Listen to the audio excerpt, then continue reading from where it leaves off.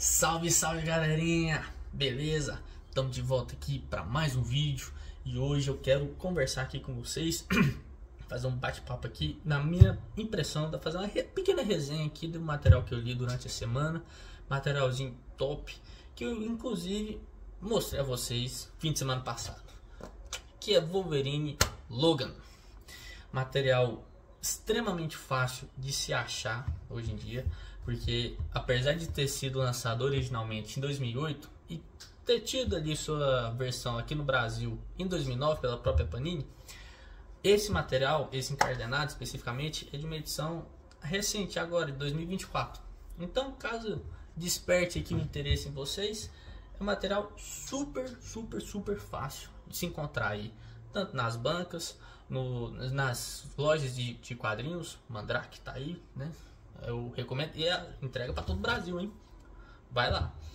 E é isso. Então, muito fácil de se encontrar.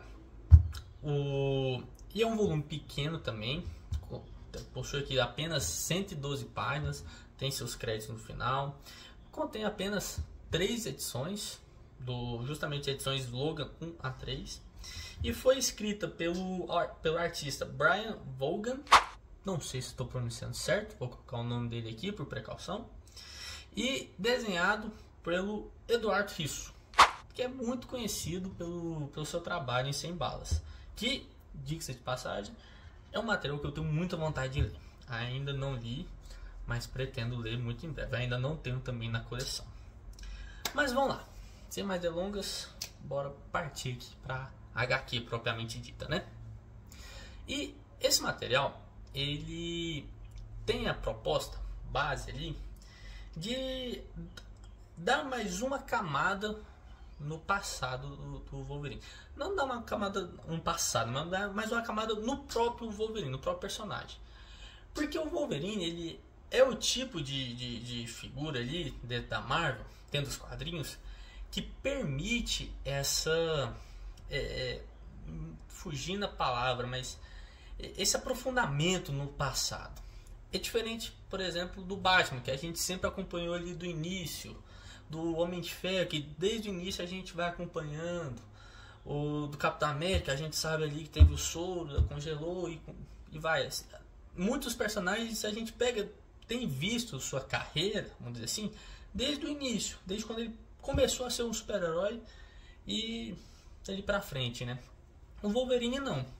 O Wolverine, ele já apareceu para nós lá em 1974 como um personagem já de certa forma consolidado, né? Já tinha lá suas fantasias, seus poderes e tal. É claro que uma ou outra coisa vai alterando ao longo do tempo, né?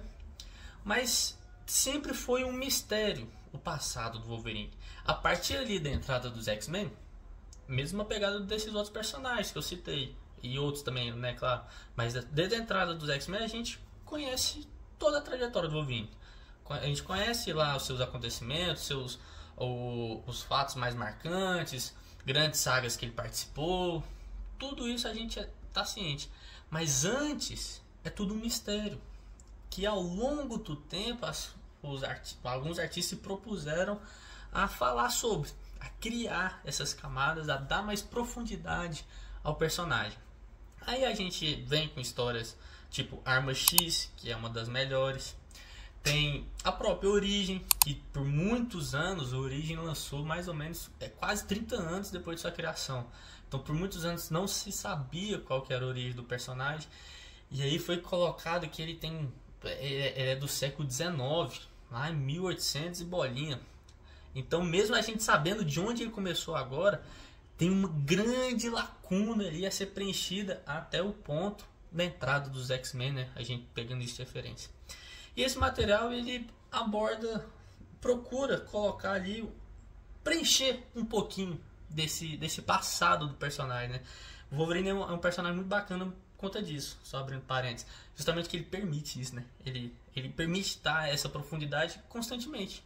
Ao longo do tempo, a gente pode pegar qualquer artista e fazer uma história do passado do Wolverine. Acaba se tornando uma história atemporal do personagem. E, dependendo da sua qualidade, né? Marcante durante muito tempo. A exemplo da própria Arma X. Então, vamos lá, né? Aqui o Wolverine, a gente começa a história com ele no Japão, nos dias atuais, buscando algo do seu passado, algo que ele lembrou. E aqui vale um comentário também, um breve comentário. Porque o Wolverine é um personagem que sempre teve problema de memória.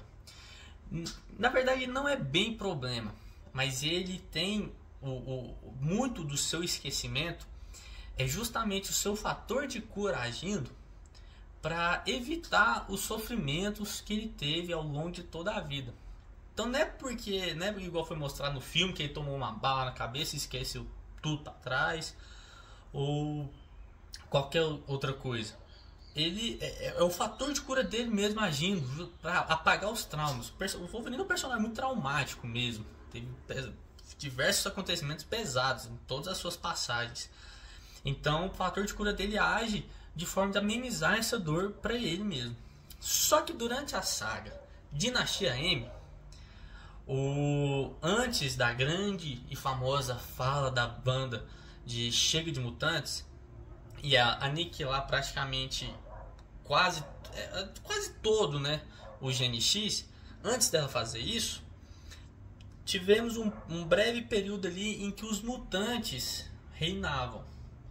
Mas reinava em certa harmonia até. E a alteração que ela fez para isso foi... ela concedeu o maior desejo de vários personagens. Não só mutantes, mas outros também. É uma HQ muito interessante. Já fica aqui a dica de tabela. Só que qual que foi o grande problema nisso tudo? É que o grande desejo do Wolverine era ter a lembrança do seu passado. Então, a partir do momento que ela fez isso, o Wolverine nunca esqueceu das coisas como era. E passou a lembrar de outras coisas da sua vida. E aí tem um desenrolar daquela história toda que aí é certo para outro vídeo. Caso vocês gostem, eu posso trazer também. Mas, então, justamente ele tendo essa lembrança agora do seu passado, ele vai ao Japão em busca ali de um período, um episódio traumático de seu passado. E aí a história te leva a 1945.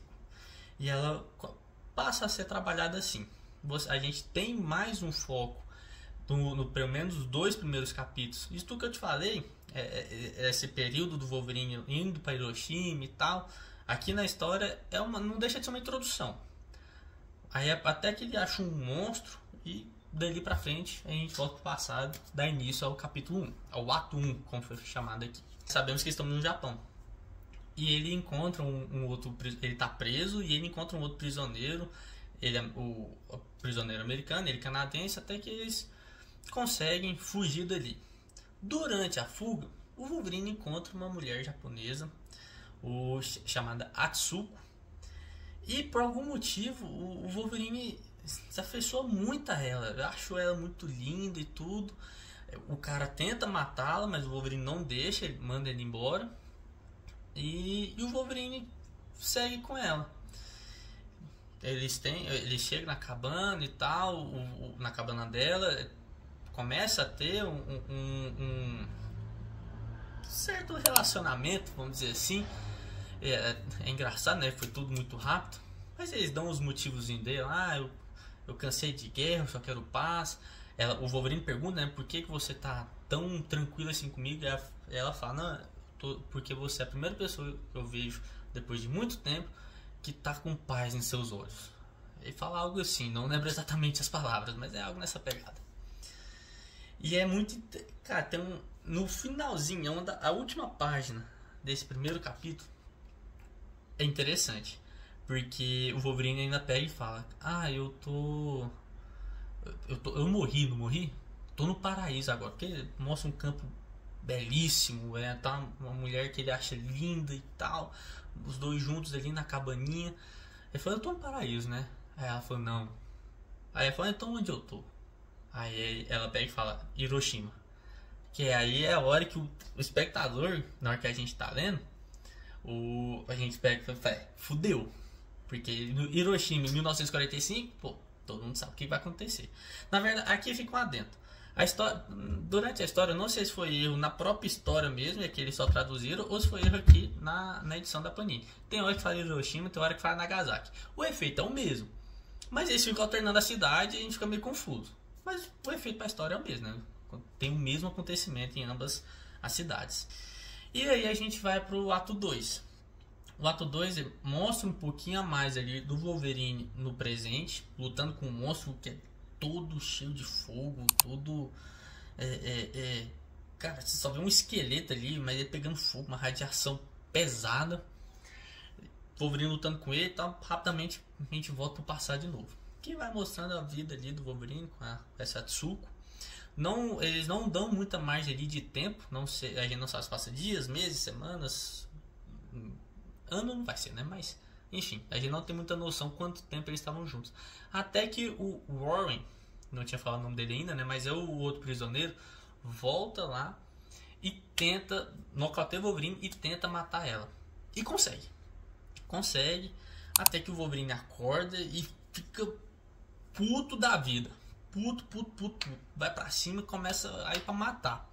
Só que aí a gente tem uma outra descoberta. Que esse Warren também é um mutante. Com um poder relativamente parecido com o do Wolverine. Porque ele não morre. A verdade é essa. O Wolverine começa a socar as garras dele. Garras de osso, no caso. Bate forte e tal. Ele... todo perfurado, ele não se cura igual o Wolverine, mas também não morre e também não sente dor, algo que o Wolverine no caso sente. Então a briga continua e assim vai, uma briga teoricamente sem fim, se a gente for parar para pensar. Só que ela tem um fim que nenhum dos dois estava esperando, que é a bomba caindo bem do lado deles, bomba atômica no caso, né? E aí você vê aquela destruição total, destruição em massa. E acaba ali o ato 2. O ato 3, que é a conclusão, a gente não é levado tanto ao passado, agora é mais ao futuro ali. E a gente descobre que esse bicho, esse monstro que o Wolverine tá lutando, de esqueleto, só tem esqueleto e fogo, é o Warren. É esse o prisioneiro que estava com ele, que não morreu. Depois da bomba atômica, ele ficou lá, esperando o Wolverine voltar. Porque ele sabia, lá no fundo, de alguma forma, ele sabia que ele ia voltar. E o Wolverine, agora que recuperou sua memória, quis ir lá para ver como estava a situação de um local que, por um breve período, foi tão bom para ele, né?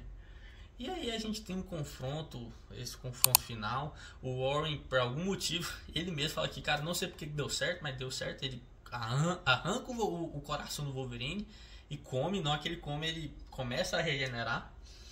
Só que o Wolverine também não morreu. Possivelmente ele regenerou o coração, né? Não deixa de ser um músculo. E vai pra cima do Warren de novo, só que agora com gás de adamante e tudo, né? Ele pegou e decapita ele e fim de jogo, fim de game. E acabou. A história é essa. É uma história simples, de fato. Ela não coloca ela no mesmo patamar de outros grandes momentos do Wolverine.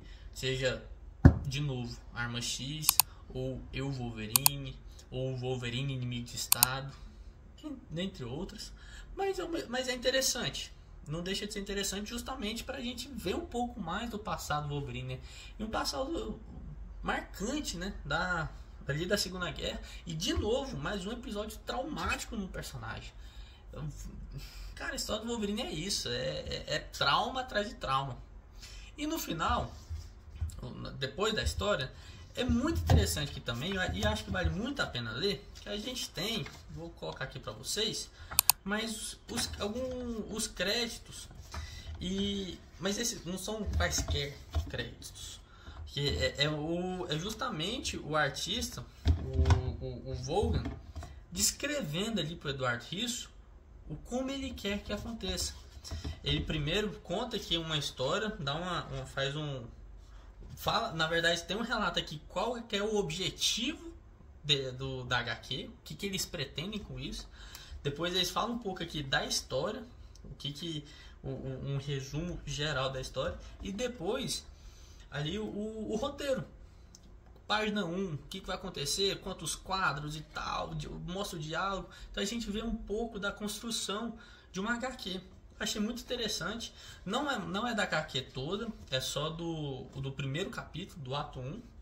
Mas é muito interessante a gente ver como que funciona, né, a criação. Você vê o roteirista, de fato, ele descreve bem, passo a passo ali, e o desenhista depois vem, transforma aquilo que está só em palavras em algo visível.